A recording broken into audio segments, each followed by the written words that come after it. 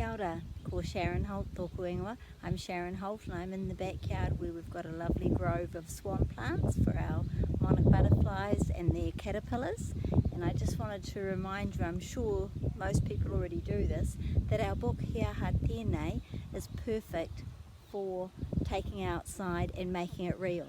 So here's an example. We've got this page here with Te Reo mai He Aha Tēnei, He anu he tēnā. So when you've got the insect and creature names in this book, there's really no excuse for us to not be teaching children the Māori words for those things, for caterpillar, butterfly, spider, etc., and all the other ones.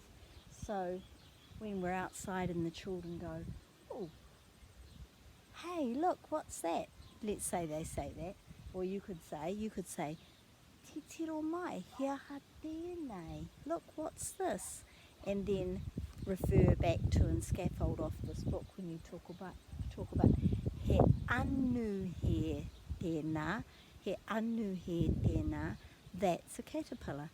And with other insects as well. If they're not in this book, then you'll be able to find them in other picture dictionaries and our picture dictionary, and also online you can find the words for things like ants and flies that aren't in this one. So make sure you're taking our books outside, making them real. Ka kite.